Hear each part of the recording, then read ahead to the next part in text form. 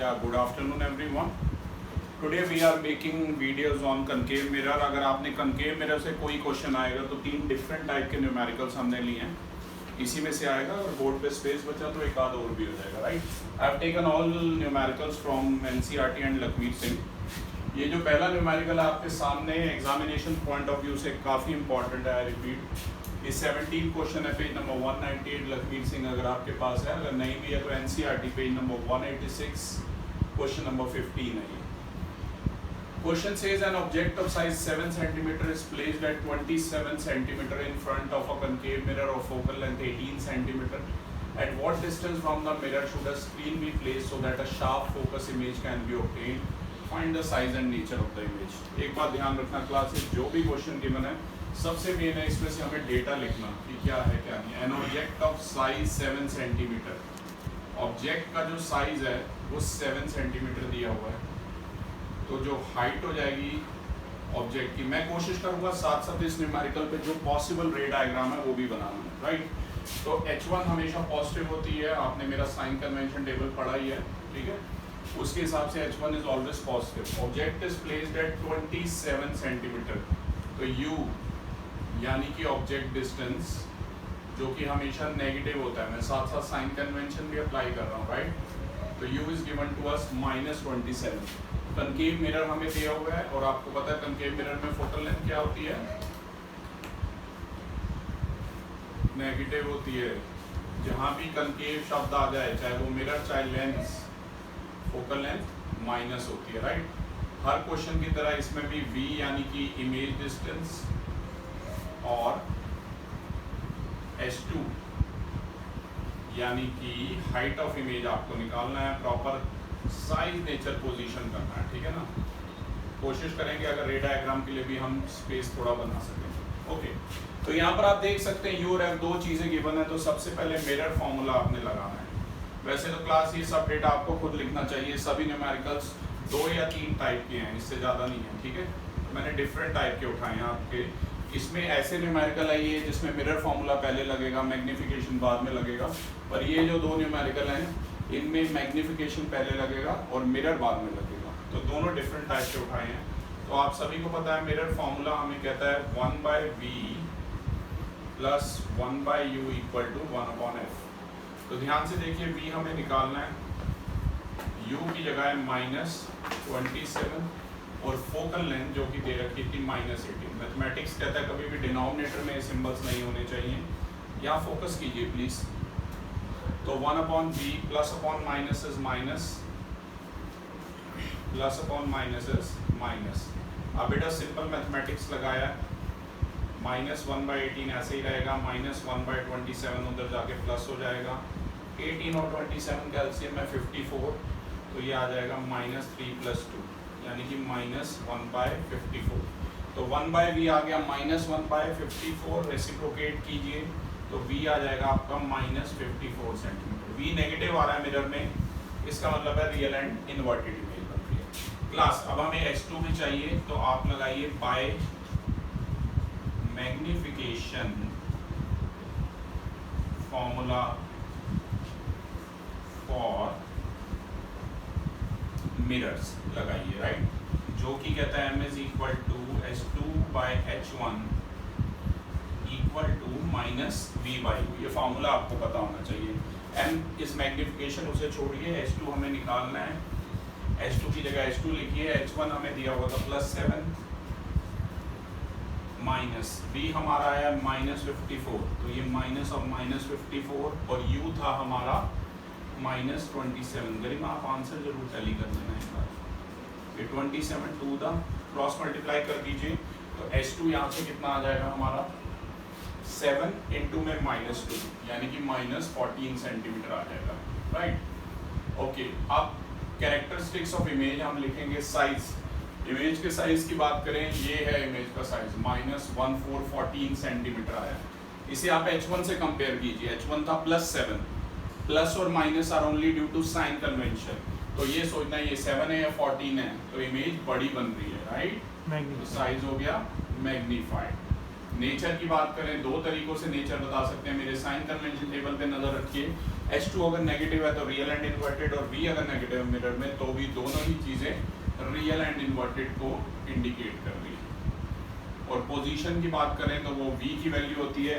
Real and inverted images जो होती हैं मिरर के केस में फ्रंट में बनती है।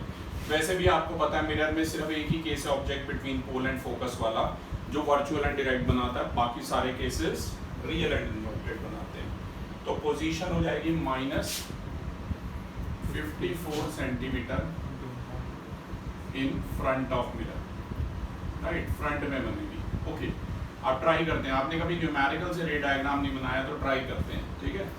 न्यूमेरिकल से रे डायग्राम बनाना बहुत एक आर्ट है, बड़े ध्यान से। सबसे पहले तो कनकेव मिरर यानी कि उल्टा सी बनाइए, क्योंकि कनकेव मिरर पे बेस्ड हम न्यूमेरिकल कर रहे हैं। ये पोल, फोकस और सेंटर ऑफ कर्वेचर को मार्क कीजिए। सिर्फ अगर आपको U पता है और F पता है तो आप आराम से डायग्राम बना सकते हैं। जैसे कि इसमें था फोकल लेंथ था -18, अगर आपको ध्यान हो, सारे जो डिस्टेंसेस हैं वो पोल से मेजर होते हैं, तो ये -18, तो ये रेडियस ऑफ कर्वेचर जो है वो डबल होता है फोकल लेंथ का, तो ये हो गया -36। अब U को देख लो और काम बन जाएगा। U है -27, तो वो U कौन सा केस होगा, ये F और C के बीच में आएगा, राइट, क्योंकि ऑब्जेक्ट डिस्टेंस कितना दिया हुआ है, -27 दिया हुआ है। अब रूल नंबर 1 लगाइए, जो रे पैरेलल है वो फोकस से पास करेगी, और जो रे सेंटर ऑफ कर्वेचर से पास कर रही है ऑब्जेक्ट के टॉप को स्ट्राइक करते हुए रिफ्लेक्ट बैक करेगी। तो आपको पता होना चाहिए कौन सा केस है। थोड़ा सा इसे मैं बढ़ा रहा हूँ यहाँ से, ये डैश B डैश है। अगर आप मार्क करना चाहें तो H1 H2 भी मार्क कर सकते हैं। H1 is +7 और H2 देखिए बड़ी इमेज बन रही है -40। तो ऐसे आपको बनाने आने चाहिए, right. Moving on to the next question, 26 question, page number 199, Lakhmeet Singh. How far should an object be placed from the pole of a converging mirror of focal length 20 cm to form a real image of the size exactly 1/4 the size of the object? हमें object को कितनी दूरी पे रखें पोल से converging यानी concave mirror के, जिसकी फोकल लेंथ है 20 सेंटीमीटर, ताकि रियल इमेज बने और H2 जो है वो 1/4 H1 हो।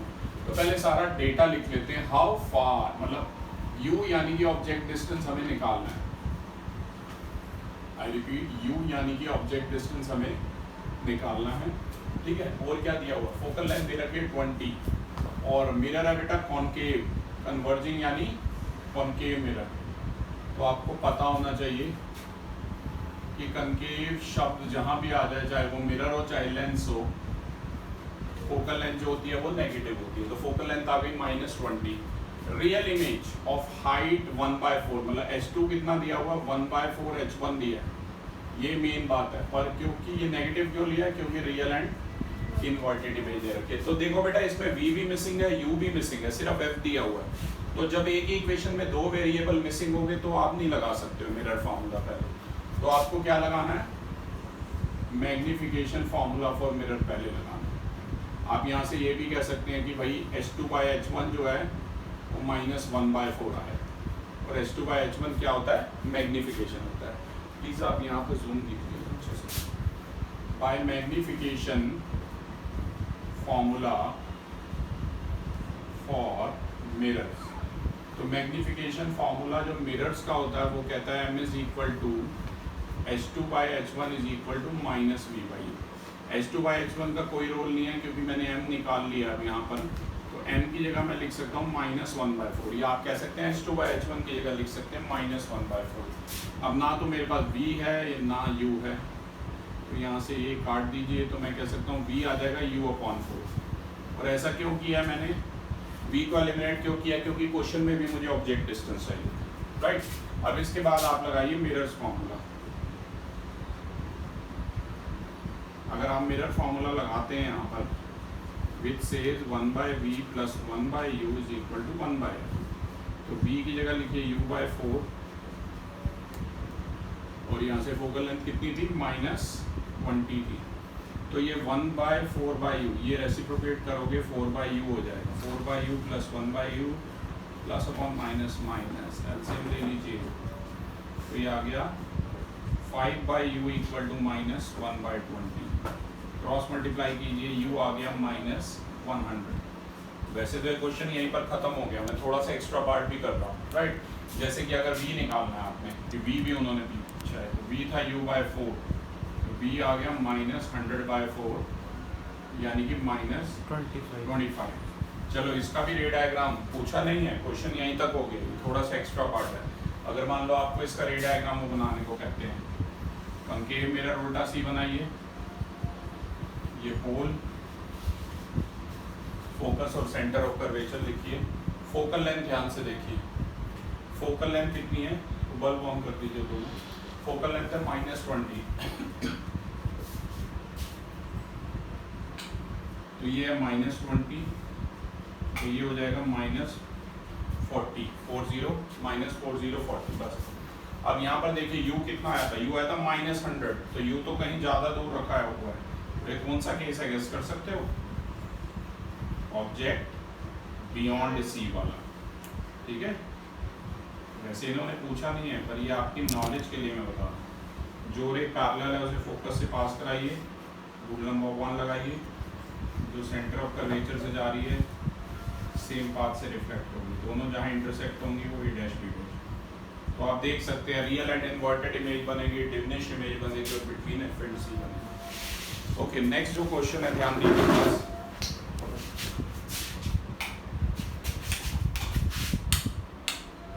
ओके नेक्स्ट क्वेश्चन के लिए ध्यान दीजिए please. Next question is question number 27 given on page number 199। ये दोनों ही न्यूमेरिकल जो प्रीवियस के, और ये काफ़ी इंपॉर्टेंट है, will find this question in my test of reflection of light. When an object is placed at a distance of 50 cm from a concave spherical mirror with m is equal to -1/2, तो object को कहाँ रखना चाहिए कि magnification -1/5 हो जाए। Question number 27 है page number 199 Lakhmir Singh. अगर लखमीर नहीं भी है तो क्वेश्चन आपको साफ साफ यहाँ दिख रहा है वीडियो में। When an object is placed at 50 cm, अब मैं डायरेक्ट लिखूंगा, आपको पता ही है u क्या होता है, तो u दिया हुआ है -50 cm, मिरर का टाइप दिया हुआ कॉनकेव मिरर, और सबसे पहले आपको मैग्नीफिकेशन दे रखी है डायरेक्ट -1/2 और कुछ भी नहीं दिया हुआ। तो फोकल लेंथ ही एक ऐसी चीज है जो चेंज नहीं होती, तो सबसे पहले हम क्या करते हैं, मैग्नीफिकेशन फॉर्मूला फॉर मिरर्स लगाते हैं, राइट। तो by magnification formula for mirrors m होता है h2/h1 equal to -v/u। m की जगह लिखिए -1/2, h2/h1 को हटा दीजिए, तो एक रिलेशन आ जाएगा यहाँ से v और u में। ध्यान से देखिए, माइनस से माइनस कट कीजिए, v आ जाएगा u/2। अब देखो यहाँ ऑब्जेक्ट डिस्टेंस ही दिया हुआ है, पर ये ऑब्जेक्ट डिस्टेंस है जब मैग्नीफिकेशन है -1/2। उन्होंने बोला ऑब्जेक्ट डिस्टेंस क्या होगा जब मैग्नीफिकेशन हो जाएगी -1/5। क्वेश्चन को ध्यान से समझिए, राइट। अब देखो v आ गया u/2 और u आपके पास था, u था -50, तो v भी कितना आ गया -25 आ गया, राइट। ये ध्यान रखना। अब v आपके पास है, u आपके पास है, तो आप क्या करेंगे, मिरर फॉर्मूला लगाएंगे। मिरर फॉर्मूला है 1/v प्लस 1/u, और यहाँ से फोकल लेंथ निकालने की कोशिश करेंगे। 1/v, v की जगह है -25, u की जगह है -50, क्योंकि बेटा फोकल लेंथ फिक्स होती है, आपने देखा है फोकल लेंथ और रेडियस ऑफ कर्वेचर सेम रहते हैं। तो ये आ गया -1/25 -1/50 इक्वल टू 1/f। एलसीएम है 50, तो ये आ जाएगा -3/50। तो यहाँ से आप देखेंगे f आ जाएगा -50/3 आ जाएगा। इसे सॉल्व कर लेना, -16.67 समथिंग आ जाएगा, राइट। ओके, फोकल लेंथ अब आपके पास है। अब फोकल लेंथ फिक्स रहती है, इन्होंने बोला है u बताइए अगर मैग्नीफिकेशन चेंज होके -1/5 हो जाता है तो u क्या होगा।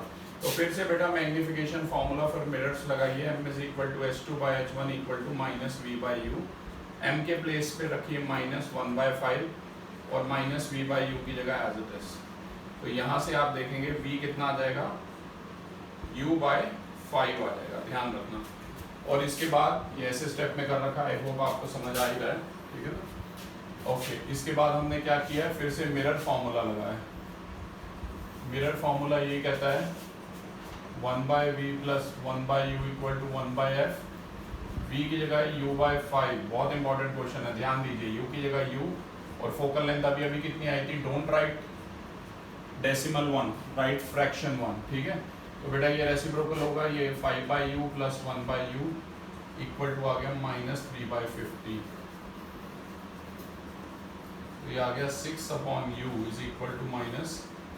3 1 द 3 2 द, क्रॉस मल्टीप्लाई कीजिए, दोनों क्वेश्चन का आंसर सेम ही है, u is equal to -100 centimetre. एक बार क्विक रिकैप देता हूँ इस क्वेश्चन का। m दिया था -1/2, u दिया था -50, मैग्निफिकेशन फार्मूला लगाया, v इक्वल टू u/2 आ गया, v आ गया -50/2 -25। फिर मिरर फार्मूला लगाया, v आपके पास है, u आपके पास है, फोकल लेंथ निकाली, फोकल लेंथ है -16.6। फिर मैग्निफिकेशन है, अगर -1/5 तो u क्या होगा, तो फार्मूला लगाया magnification formula for mirrors, v निकाला u/5 से, उसके बाद फिर से मिरर फार्मूला लगाया और u आ गया -100।